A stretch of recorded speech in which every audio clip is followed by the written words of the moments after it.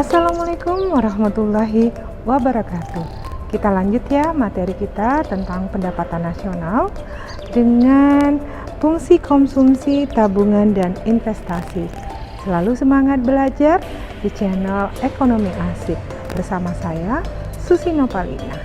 Jangan lupa like, share, dan subscribe supaya saya lebih semangat dan kita menambah ilmu lebih banyak lagi. Pendapatan nasional suatu negara secara keseluruhan dialokasikan untuk konsumsi dan tabungan. Kita bahas satu-satu. Konsumsi. Konsumsi adalah komponen yang dihitung dalam gross domestic bruto atau produk domestik bruto. Antara konsumsi, pendapatan, dan tabungan sangat erat hubungannya. Kalau kita rumuskan dalam persamaan fungsi, Y sama dengan C ditambah S, di mana Y adalah pendapatan nasional, C adalah konsumsi, dan S adalah saving. Dalam persamaan fungsi, baik konsumsi dan tabungan dengan pendapatan nasional, dia berbanding lurus, di mana semakin besar pendapatan, maka semakin besar pula tingkat konsumsi dan tabungannya. Dan sebaliknya, di mana pendapatan berkurang, maka tingkat konsumsi dan tabungannya juga akan berkurang. Faktor-faktor apa yang mempengaruhi jumlah pendapatan yang digunakan di dalam konsumsi? Antara lain, 1. Besarnya pendapatan yang diterima oleh rumah tangga setelah dikurangi pajak dan potongan-potongan lainnya. Yang kedua, komposisi anggota rumah tangga di jumlah dan umur anggota keluarga mempengaruhi konsumsi. Yang ketiga adalah kondisi lingkungan, di mana pengaruh faktor geografis dan sosial.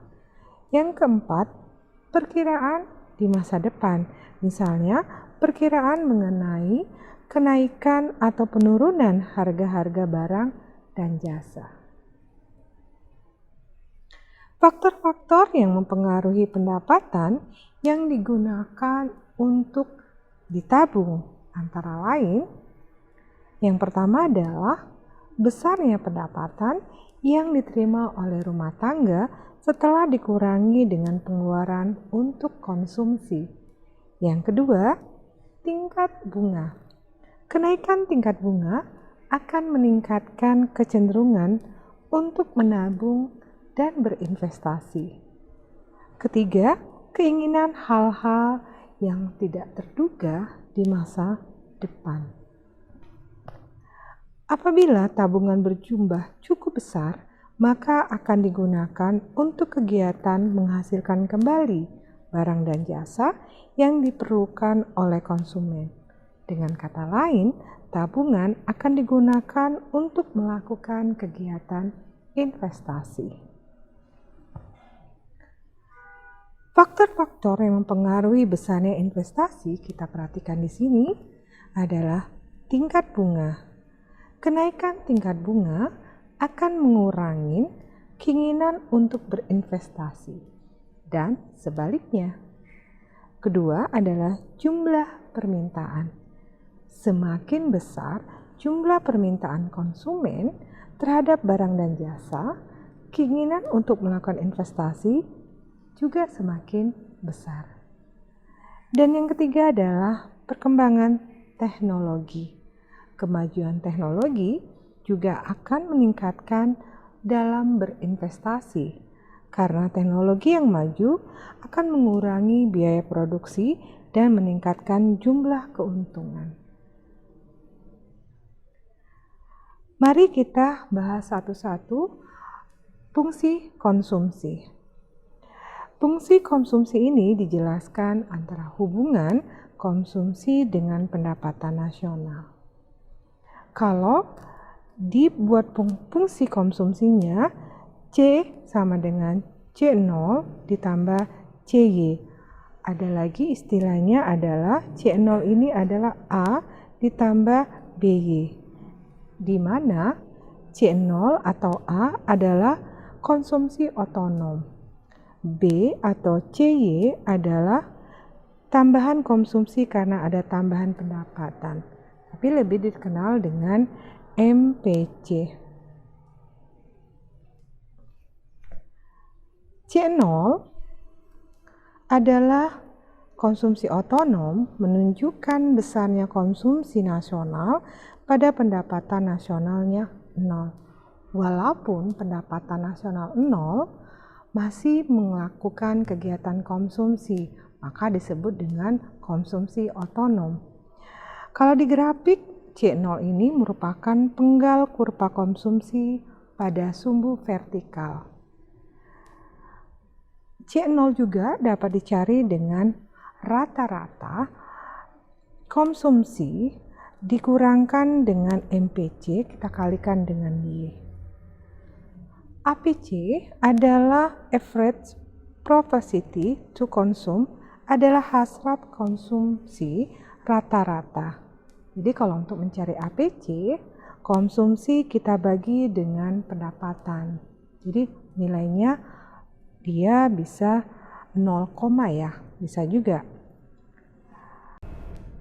Kita lanjut ke koefisien MPC atau CY atau BY. Banyak istilahnya, tapi sama. Marginal propensity consume adalah hasrat konsumsi marginal, di mana mencerminkan besarnya tambahan konsumsi sebagai akibat adanya tambahan pendapatan sejumlah tertentu. Jadi, jika ada pendapatan nasional meningkat, jelas konsumsi juga akan meningkat. Nah, pertambahan perubahannya itu disebut dengan MPC. Untuk mendapatkan rumusnya adalah delta C dibagi dengan delta Y. Di grafik, MPC merupakan lereng atau slope atau kemiringan dari kurva konsumsi. Kita lanjut ke fungsi tabungan. Fungsi tabungan ini menjelaskan hubungan antara tabungan dengan pendapatan nasional. Nah, di sini S sama dengan min S0, ini min ya, min S0 ditambah SY. Jadi S0 adalah tabungan otonom, sedangkan MPS atau SY tambahan tabungan karena adanya tambahan pendapatan. Nah, sama seperti tadi konsumsi, di dalam pendapatan yang semakin meningkat, maka konsumsi juga meningkat. Nah, pendapatan juga meningkat, maka tabungannya juga meningkat.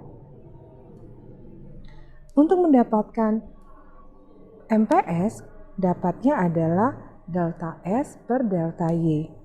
Konstanta S0 atau dengan autonom saving merupakan penggal kurva tabungan pada sumbu vertikal S.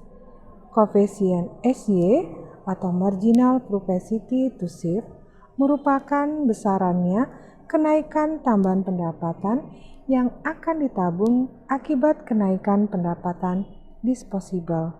MPS juga dikatakan lereng atau kemiringan dari kurva tabungan. Fungsi investasi.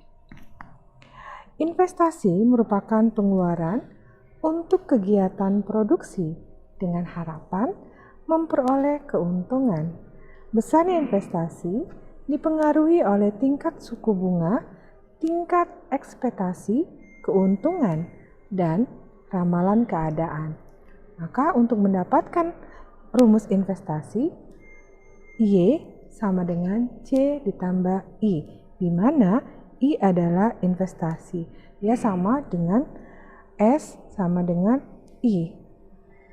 Saving sama dengan investasi. Titik impas. Titik impas itu apa? Titik impas itu berarti tidak untung, tidak rugi. Nah, pada saat apa titik impas atau break even point adalah tingkat pendapatan yang habis digunakan untuk konsumsi. Pada titik ini, semua pendapatan habis untuk konsumsi. Besarnya tabungan adalah 0. Maka syarat dari break-even point Y sama dengan C. Jadi semua pendapatan habis untuk dikonsumsi dan tidak ada menabung, berarti S-nya adalah 0. Kita masukkan contoh soal. Jika diketahui ada fungsi persamaan yang ditunjukkan dari fungsi konsumsi C sama dengan 30 ditambah 0,8Y. Nah, masih ingat fungsi konsumsi? Berarti 30 ini adalah A atau ini namanya C0. 0,8 ini namanya adalah B atau CY atau lebih dikenal dengan MPC. Nah, di sini pertanyaannya ada 2. Tentukan fungsi tabungannya dan berapa konsumsi jika tabungannya adalah 20. Kita jawab ya. Kita masukkan ke yang pertama, rumus yang awalnya adalah Y pendapatan sama dengan konsumsi ditambah dengan saving. Nah, untuk mendapatkan saving, S sama dengan Y, kita putar balik matematika dasarnya, dikurang dengan C. Karena yang diketahui adalah fungsi konsumsi, maka S-nya kita cari S sama dengan Y, dikurang masukkan nilai konsumsinya, 30 ditambah 0,8Y. S sama dengan, ini kita sederhanakan, karena dia Y ini sama dengan Y ini, maka kita kurangkan. Y ini dianggap 1, maka Y dikurang 0,8Y mendapat 0,2Y. Dan dikurang dengan min 30. Maka fungsi tabungannya adalah 0,2Y dikurang 30. Min 30 ini yang namanya A dan 0,2 adalah B atau di sini adalah SY atau ini adalah MPS. Nah, A ini terkenal dengan S0, koefisien S0. Seandainya yang diminta adalah berapakah konsumsinya jika tabungannya adalah 20. Nah, kita tadi sudah mencari fungsi tabungan. Kita dapat dari soal A, S sama dengan tabungannya 0,2Y dikurang 30. Nah, kita masukkan S-nya itu 20 sama dengan 0,2Y dikurang 30. Di sini kita tambahkan pindah ruas 20 ditambah dengan 30 menjadi 50. Pindah ruas ke sini menjadi 50 sama dengan 0,2Y. 0,2Y sama dengan 50, kita balik ya, sama aja. A sama dengan B, B sama dengan A. Maka Y-nya adalah 0,2 kita putar menjadi 10/2 kali 50. Atau kalau ini Y sama dengan 50/2/10. Maka dibalik 10/2 dikali 50. Maka pendapatannya adalah sebesar 250.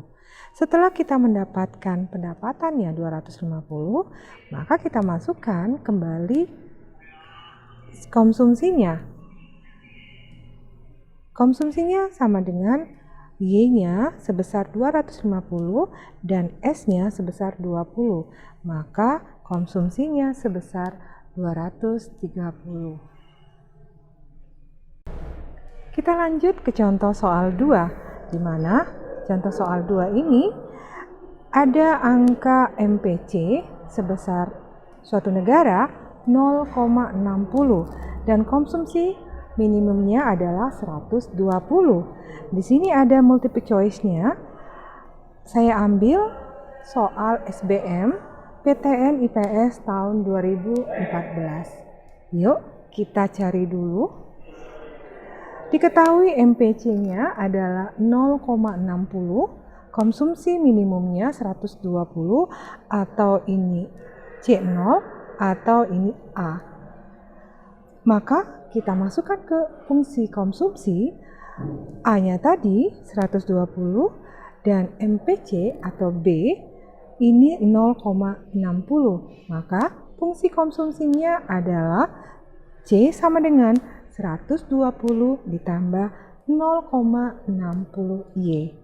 Nah, kita masukkan bagaimana caranya untuk mencari fungsi tabungan. Kita tahu S sama dengan min A ditambah BY, atau S sama dengan S0 ditambah MPS Y. MPS atau SY sama saja, maka kita masukkan min 120 ini dapatnya dari ini sama dengan A, konsumsi minimumnya berarti kalau tabungan minimumnya adalah min 120. Nah, di mana MPS-nya? Dapatnya Y, MPS-nya dapatnya Y 0,4Y. Atau 1 dikurang B, maka 0,4. Maka tabungannya adalah min 120 ditambah 0,4Y. Nah, setelah kita mendapatkan kedua fungsi ini, maka syarat break-even point menjadi Y sama dengan C, artinya pendapatan seluruhnya kita untuk konsumsi dan tidak ada untuk ditabung. Maka tabungan rata-ratanya tidak ada dan konsumsi rata-ratanya adalah 1. S, kita masukkan fungsi tabungannya min 120 ditambah 0,4Y. S-nya 0 karena syarat break-even point tadi, masukkan min 120 ditambah 0,4Y. Nah, pindahkan 0,4Y atau sama saja 120 sama dengan 0,4Y, atau 0,4Y sama dengan 120. Ingat ya, A sama dengan B, B sama dengan A. Maka kita masukkan Y sama dengan 120 kali 10 dibagi 4, maka dapatnya Y-nya 300. Nah, di sini pendapatan nasional saat break-even point itu sebesar 300. Sampai di sini dulu pembahasan kita. Soal-soalnya sudah kita bahas juga. Semoga ini bermanfaat. Sampai jumpa. Dah. Assalamualaikum warahmatullahi wabarakatuh.